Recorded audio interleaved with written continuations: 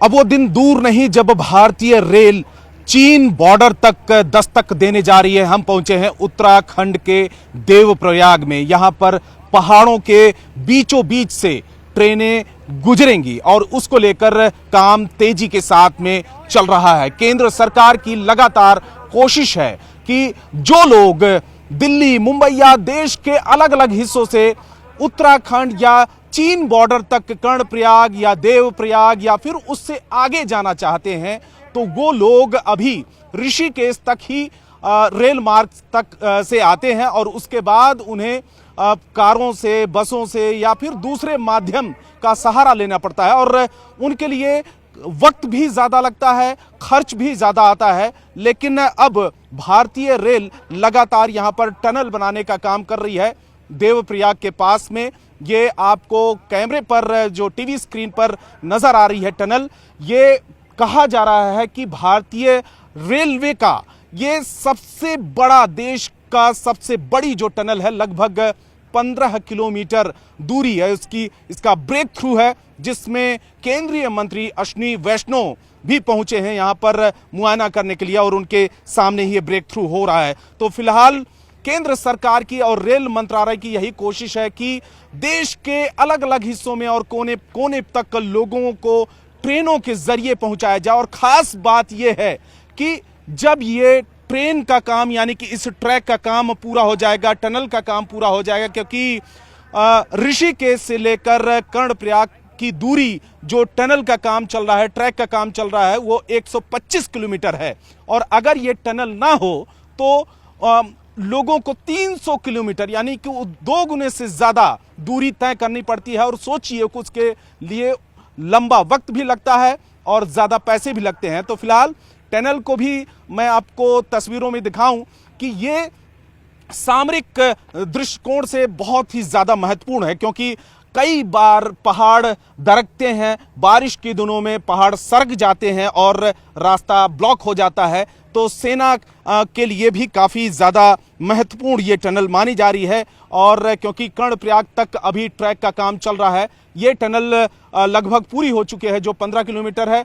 इस दूरी को मैं बताऊं कि ऋषिकेश से लेकर कर्णप्रयाग तक की जो दूरी है वो 125 किलोमीटर है। लेकिन इस 125 किलोमीटर की दूरी में 106 किलोमीटर टनल का ही काम चल रहा है, यानी कि अलग अलग टनल, और उसको लेकर लगातार काम किया जा रहा है।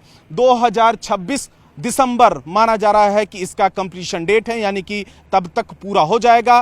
केंद्र सरकार की यही कोशिश है। लेकिन इस दौरान मैं बताऊं कि भारत और चाइना का जो बॉर्डर है, जहां जहां पर भी सीमावर्ती इलाके हैं, जहां जहां पर बॉर्डर वाला इलाका है, उस जगह तक भारतीय रेल दस्तक दे, केंद्र सरकार की यही कोशिश है। सरकार का मकसद है कि सीमावर्ती इलाकों में जो बुनियादी ढांचा है उसको मजबूत किया जाए। और जिस तरह से चीन अपनी तरफ तेजी के साथ में सड़क और रेल नेटवर्क बना रहा है, वैसे भारत भी अपनी तैयारी को लगातार पुख्ता कर रहा है और उसी दिशा में ये लगातार काम किया जा रहा है।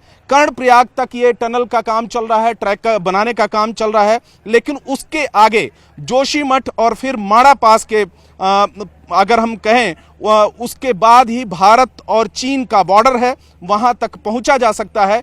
और कोशिश यही की है कि बॉर्डर तक भारतीय रेल पहुंचे और जो सेना की तमाम जो रसद की सप्लाई होती है या फिर राहत और बचाव का जो काम होता है, सेना की जो गाड़ियां हैं वहां तक पहुंचने में काफ़ी वक्त लगता है। लेकिन जब ये ट्रैक का काम हो जाएगा, कई जो टनल बनाया जा रहा है वो उसका पूरा कंप्लीशन हो जाएगा, काम पूरा हो जाएगा, तो चीन के बॉर्डर तक भारतीय सेना आराम से अगर ट्रेनों के जरिए जाना चाहती है तो ट्रेनों के जरिए अपनी रसद, यानी कि अपनी खाद्य सामग्री भी पहुंचा सकती है और कम वक्त में।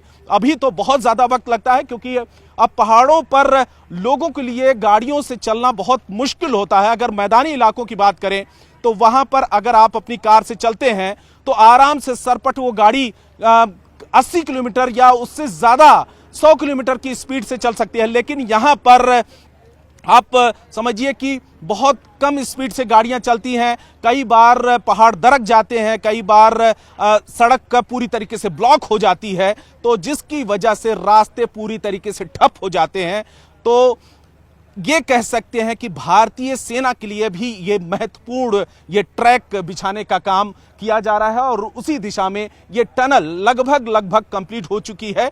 तो फिलहाल भारतीय सेना के लिए और भारत और चाइना बॉर्डर तक पहुंचना आसान हो जाएगा, वो ज्यादा दिन दूर अब नहीं है। उत्तराखंड में रेलवे की नई लाइन से तीर्थ पर्यटन और सुरक्षा को बढ़ावा मिलेगा और इस समय हम पहुंचे हैं उत्तराखंड के देवप्रयाग में। यहां पर टनल बनाने का काम चल रहा है और कहा जा रहा है कि यह देश के सबसे लंबी रेलवे की टनल है, लगभग 15 किलोमीटर की दूरी है। इसी तरीके से इस ट्रैक पर, इस लाइन पर अगर हम बात करें ऋषिकेश से कर्णप्रयाग तक करीब 125 किलोमीटर की दूरी है और यह नई लाइन ब्रॉडगेज तैयार की जा रही है, जिसका कंप्लीशन अभी फिलहाल दिसंबर 2026 बताया जा रहा है। और इसके कंप्लीट होने के बाद जो लोग ऋषिकेश तक ट्रेनों के जरिए आते हैं वो आगे ट्रेन से सफर तय कर सकते हैं। चार धाम की यात्रा उनके लिए आसान होगी। अभी सड़क मार्ग से अगर ऋषिकेश से कर्णप्रयाग तक जाना होता है तो लगभग 7 घंटे का वक्त लगता है, लेकिन अगर जब ये ट्रेनें चलने शुरू हो जाएंगी पहाड़ों के बीचों बीच तो 2 घंटे में यही दूरी सिमट कर रह जाएगी। तो फिलहाल लोगों के लिए काफी सहूलियत मिलने वाली है, क्योंकि उत्तराखंड में चार धाम यात्रा के लिए बड़ी संख्या में देश ही नहीं विदेश से भी लोग आते हैं। तो फिलहाल ये टनल की तस्वीर मैं आपको दिखाऊं तो रेलवे का ये जो टनल है वो सबसे लंबी सुरंग बनाने का काम चल रहा है और इस लाइन पर इसी तरीके से 16 सुरंग और 19 बड़े पुल बनाने का काम चल रहा है। आईआईटी रुड़की और अंतर्राष्ट्रीय जो विशेषज्ञ हैं उनकी मदद से इस लाइन को तैयार कराने का काम चल रहा है, जिससे कि निर्माण जो सुरक्षित हो और टिकाऊ हो। फिलहाल कर्णप्रयाग से आगे जोशीमठ और फिर माड़ा पास है, वहां के आगे अगर जाना है तो चाइना बॉर्डर है। तो सामरिक दृष्टिकोण से भी काफी महत्वपूर्ण ये रेलवे की लाइन है। आपदा के समय में काफी मुश्किलों का सामना करना पड़ता है, क्योंकि बारिश होती है, पहाड़ दरक जाते हैं, सड़क जो यातायात है कई बार ठप हो जाता है, तो उसके लिए भी काफी महत्वपूर्ण माना जा रहा है। इस दौरान अगर देहरादून, टिहरी गढ़वाल, पौड़ी गढ़वाल, रुद्रप्रयाग और चमोली से गुजरते हुए 12 नए रेलवे के जो स्टेशन हैं और यह लाइन देवप्रयाग, श्री नगर, रुद्रप्रयाग, गौचर और कर्णप्रयाग जैसे बड़े शहरों को कनेक्ट करेगी। तो यह कहा जा रहा है कि 2026 दिसंबर तक इसको कंप्लीट कर लिया जाएगा। फिलहाल रेलवे की अभी तक ये डेडलाइन है। लगातार टनल बनाने का काम भी किया जा रहा है। रेल मंत्री कई बार दौरे भी कर चुके हैं। इस जगह पर ब्रेक थ्रू है, यहां पर रेल मंत्री खुद पहुंचे हैं मुआयना करने के लिए कि आखिर में इस नई लाइन का काम किस तरीके से चल रहा है, क्या प्रगति है और कब तक ये कंप्लीट हो जाएगा। क्योंकि केंद्र सरकार की यही कोशिश, ये देखिए यहां पर रेल मंत्री भी पहुंच चुके हैं इस जगह पर, वही दिखाने के लिए यहां पर हम लोग पहुंचे हैं कि किस तरीके से रेलवे ट्रैक का काम, नई लाइन बिछाने का काम और टनल तैयार करने का काम चल रहा है। तो पर्यटन भी को भी बढ़ावा मिलेगा, क्योंकि बड़ी संख्या में उत्तराखंड में विदेशी पर्यटक भी आते हैं, देशी पर्यटक भी आते हैं और चार धाम यात्रा तो करने के लिए आते ही आते हैं। तो पर्यटन को बढ़ावा मिलेगा, तीर्थ स्थान तक पहुंचना आसान हो जाएगा और सामरिक दृष्टिकोण से भी काफी ज्यादा फायदेमंद होने वाला है। कैमरामैन कमल देव के साथ रवि सिंह, देवप्रयाग, न्यूज 18 इंडिया। आज एक बहुत ही ऐतिहासिक दिन है। आज भारत की जो सबसे लंबी ट्रांसपोर्टेशन टनल है 14.5 मीटर की, 14.5 मीटर की किलोमीटर की, 14.5 किलोमीटर की, उसमें एक बड़ा माइलस्टोन अर्जित हुआ है। टनल बोरिंग मशीन ने कंप्लीट ट्रांसपोर्टेशन टनल को थ्रू किया है। ये रेलवे की जो हमारा ऋषिकेश से कर्णप्रयाग प्रोजेक्ट है उसका मेजर सेक्शन है और ये बहुत ही कॉम्प्लेक्स प्रोजेक्ट है। इसमें ट्विन टनल्स है, 2 टनल्स एक साथ पैरेलल जाती है। उसमें एक और बड़ी उपलब्धि यह है कि हिमालय में टनल बोरिंग मशीन को सक्सेसफुल करना ये एक बड़ा चैलेंज था। आप सब जानते हैं कि प्रधानमंत्री श्री नरेंद्र मोदी जी हमेशा बड़े टारगेट देते हैं और बड़ी चैलेंजिंग काम को हाथ में लेने के लिए प्रेरणा देते हैं। तो टनल बोरिंग मशीन हिमालय की जियोलॉजी में चलाना एक बहुत ही कठिन काम था। टीबीएम अगर हार्ड सरफेस होता है, रॉक जैसा होता है सरफेस, उसमें टनल बोरिंग मशीन आसानी से काम करती है। क्योंकि हिमालय बहुत ही यंग माउंटेन है, यहां पर टीबीएम का अनुभव पहले अच्छा नहीं था।